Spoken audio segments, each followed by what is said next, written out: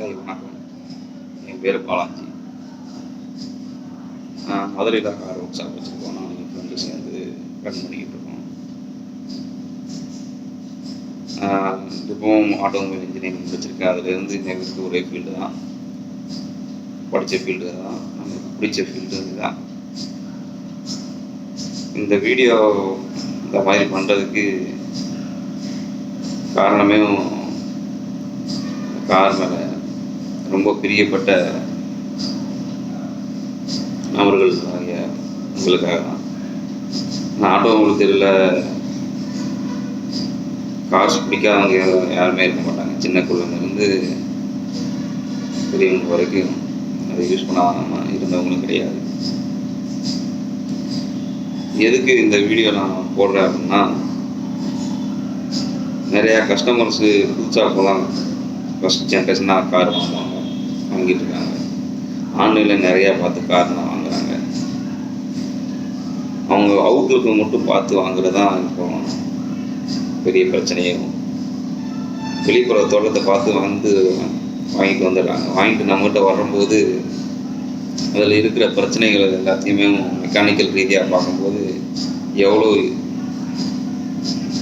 நீங்கள் எவ்வளோ காஸ்ட்டுக்கு வாங்குனீங்களோ அதை விட அதிகமான பிரச்சனைகள்லாம் செலவுகள் அந்த வாங்கிட்டு வர வண்டியில் இருக்கு. தெரியாமல் நிறைய கஸ்டமர்ஸ் அவுட்லுக்கு மட்டும் பார்த்து வாங்கிட்டு வரதுனால அவங்க ஏன்டா இந்த காரவே நான் வாங்கணும், இவ்வளோ செலவு இருக்குன்னு சொல்கிறாங்க அப்படின்ட்டு நம்ம சொல்கிறதையும் நம்பாமல் இன்னும் 4-5 மெக்கானிக்ஸை போய் கேட்குறாங்க. அவங்களும் இந்த மாதிரி சொல்லும்போது நம்மகிட்ட திரும்பி வராங்க, இன்னைக்கு சேல் பண்ணி கொடுக்க முடியுமா அப்படின்ட்டு. வாங்கிட்டு யூஸ் பண்ணவும் முடியல, சேல் பண்ணவும் வழி இல்லை. இந்த மாதிரி நிறையா பேர் வாரத்துக்கு ஒரு தடவையாவது நம்ம ஒர்க் ஷாப்புக்கு வந்துடுறாங்க.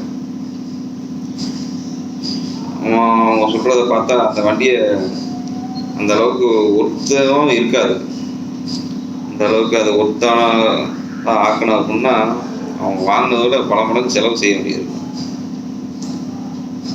ஆன்லைனில் நிறையா பேர் ஆட்ஸ் போடுறாங்கன்னு சொல்லிட்டு நம்பி வாங்குறது ரொம்ப தப்பான விஷயம் தான் என்னை பொறுத்த வரைக்கும். உங்கள் ஏரியாவிலேயும் இருக்கிற டெக்னீஷியனை கூப்பிட்டு போயிருங்க. நல்ல மெக்கானிக் ஷாப்பில் இருக்கிறவங்கள கூப்பிட்டு போங்க. அவங்க ஃபீஸ் கேட்க தான் செய்வாங்க. 500 1000 உங்களுக்கு ஏற்ற மாதிரி நீங்கள் பேசிட்டு கூப்பிட்டு போய் வாங்குறது நல்லது. ஏன்னா பல லட்சங்களை கொடுத்து நீங்கள் ஏமாறுறதை விட ஒரு 500-1000 செலவு பண்ணுறது தப்பு கிடையாது. அவங்களையும் கிட்டத்தட்ட ஒரு 80% அளவுக்கு அதில் இருக்கிற பிரச்சனைகளை எல்லாமே ஈஸியாக சொல்லிடலாம். ஒரு ட்ரையல் பார்த்தாலே எல்லாம் சொல்லிடுவாங்க. இந்த தொழில் ஃபீல்டே இருக்கிறவங்களுக்கு அதெல்லாம் தாராளமாக நம்பி நீங்கள் கூப்பிட்டு போகலாம். அப்படின்றப்போ நீங்கள் அதுலேயும் ஒரு முக்கால்வாசி கடலை கடந்த மாதிரி தான் கார் வாங்கணும். அதுக்கடுத்து நீங்கள் கார் வாங்கினீங்க அப்படின்னா முக்கியமான ஸ்பேர்ஸ் நீங்கள் கம்பல்சரியாக மாற்றணும். ஒரு 1,00,000 கிலோமீட்டருக்கு மேலே வண்டி ஓடின வண்டியாக இருந்துச்சுன்னா கம்பல்சரி டைமிங் பெல்ட்டு,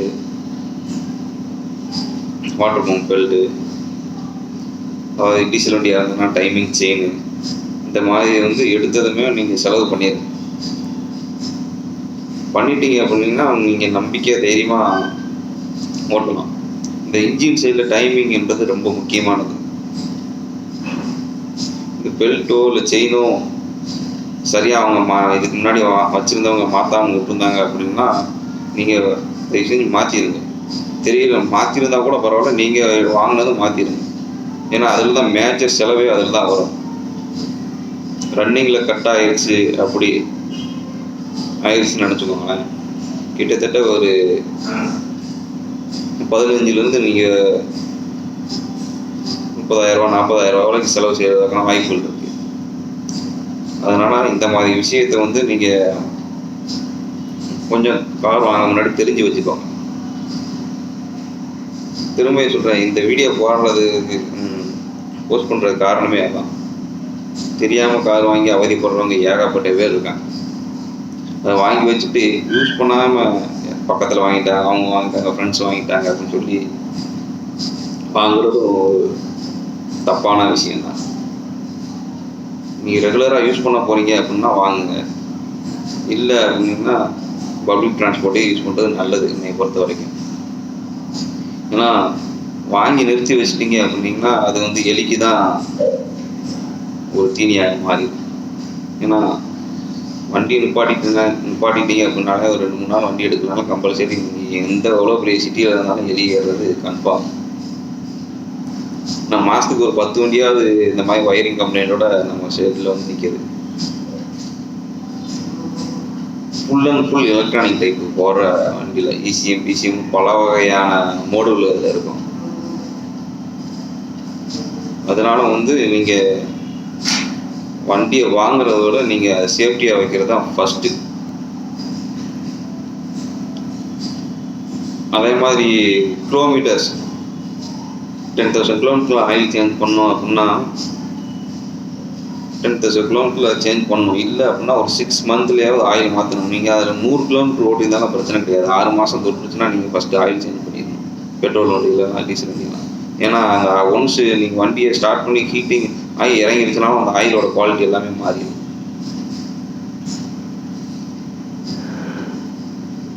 அப்புறம் நீங்கள் ரொம்ப நாள் நிறுத்தி வைக்கிறப்போ ஆயில் வந்து அந்த கட்டித்தன்மை அடைஞ்சிக்கிட்டே இருக்கும். அது வந்து உங்களுக்கே தெரியாமல் இன்ஜினோட இன்னர் வாலில் வந்து டெபாசிட் ஆகிக்கிட்டே இருக்கும்.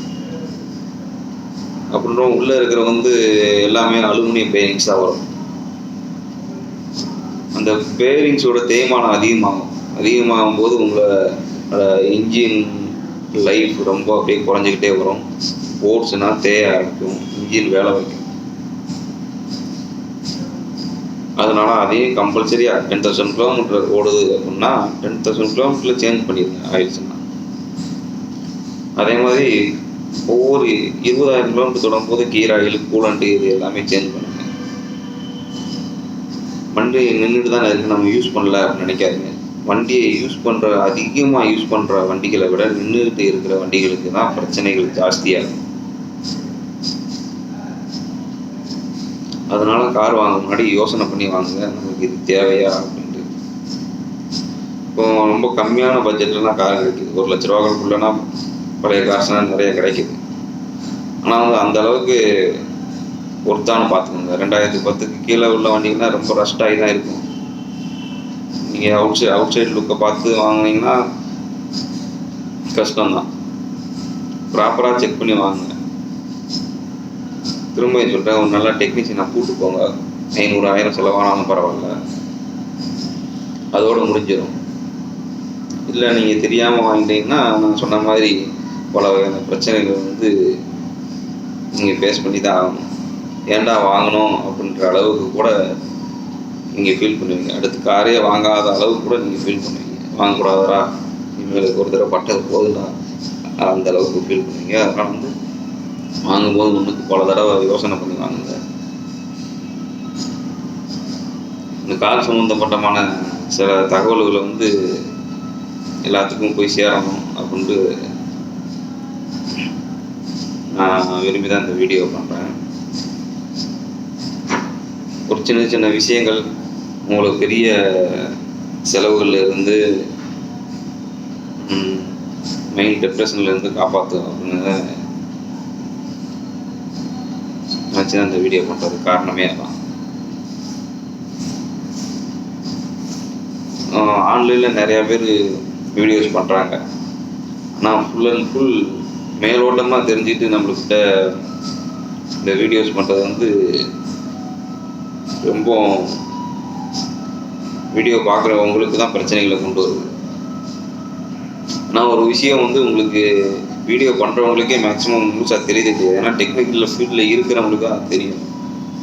ஏன்னா நம்ம வெறும் லைக்ஸு கமெண்ட்ஸ் மட்டும் வாங்கணும் அப்படின்னு நினச்சி தான் நிறைய பேர் நம்ம வந்து பப்ளிஷ் ஆகணும் அப்படின்னு நினச்சி தான் நிறைய பேர் வீடியோ பண்ணிகிட்ருக்காங்க. அதை பார்த்து நிறைய பேர் தவறான புரிதலை உருவாங்கிக்கிட்டு நம்ம செட்டுக்கு வரும்போது நம்மளுக்கு ரொம்ப வருத்தமாக தான் இருக்குது. ஆனால் ஒரு சில ஸ்பேர்ஸ் வந்து மாற்ற வேண்டிய பேர்ஸ் வந்து மாற்ற மாட்டாங்க. அதாவது அதை ரிப்பேர் பண்ணி போடுங்க அப்படின்ட்டு பழைய காலத்தில் இருக்கிற மாதிரியே திங்க் பண்ணி போடுவாங்க. ஏன்னா பழைய காலத்தில் இருக்கிற கார்ஸ் வந்து ரிப்பேர் பண்ணி தான் போடுவாங்க.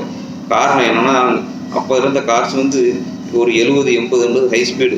இப்போ அப்படி கிடையாது. அந்த அளவுக்கு ரோடும் இருந்துச்சு குண்டு குழியுமா. இப்போ ரோடு எவ்வளோ நீட்டாக இருக்குது. நீங்கள் போகிறது 100, 120, 140 போடுறீங்க அப்படின்றப்போ பழைய கார்ஸ் எப்படி ரிப்பேர் பண்ணி போட முடியும்? இது வந்து உயிர் சம்மந்தப்பட்டமான பிரச்சனைகள் இல்லை. அப்படின்றப்போ சஸ்பென்ஷன் சைடு, வீல் சைடு இந்த மாதிரி பிரச்சனைகள் வரும்போது வந்து அதை வந்து ரிப்பேர் பண்ணி போடாதீங்க தயவு செய்து. நீங்கள் எங்கேருந்து வீடியோ பார்த்தாலும் பரவாயில்ல, உங்கள் ஏரியாவில் இருக்க மெக்கானிக்ஸ் பரவாயில்ல, இது வெல்ட் பண்ணி போடலாமா, இது குக் சேஞ்ச் பண்ணி போடலாமா அப்படின்னு கேட்டோன்னா பண்ண விடாதீங்க. நீங்கள் அந்த பார்ட்டியை ரீப்ளேஸ் பண்ணுங்கள். ஏன்னா இப்போ வந்து இத்தனை கிலோமீட்டர் போடுற மாதிரி தான் மெட்டீரியலே வருது. அதோட திக்னஸ் எல்லாமே குறைச்சிட்டாங்க. முன்னாடி மாதிரி அம்பாசிடர் மாதிரியே கிடையாது. அடிச்ச இடத்துல அப்படியே நிற்கிறது. ஸ்பீடு கூடிருச்சு, பில்ட் குவாலிட்டி குறைஞ்சிருச்சு, ஆபத்துகள் நிறையா தான் இருக்குது. அதனால புது ஸ்பேர்ஸே போடுங்க, பிராண்டட் ஸ்பேர்ஸ் யூஸ் பண்ணுங்கள். செகண்ட் குவாலிட்டி, தேர்ட் குவாலிட்டினா போகாதீங்க. டீபோர்டு கஸ்டமர்ஸ் பண்ணுவாங்க, ஏன்னா அவங்க வாழ்வாதாரம் இதை நம்பி தான் இருக்குது. அப்படின்றப்போ ஒரு சிலது ஏற்றுக்கு தான் ஆகணும். ஓன் போர்டு கஸ்டமர் நீங்கள் புதுசாக வண்டி எடுக்கிறதா இருந்தால் தயவு செஞ்சு ஃபேமிலியோடு நீங்கள் ட்ராவல் பண்ணுவீங்க கண்டிப்பாக. அதில் எந்த மாற்று கருத்து கிடையாது. அதனால் கார் வாங்கி செலவு பண்ணுறதுக்கு யோசனை பண்ணாதீங்க. இல்லை அப்படின்னா கார் வாங்குறத ஐடியாவே மறந்துடுங்க.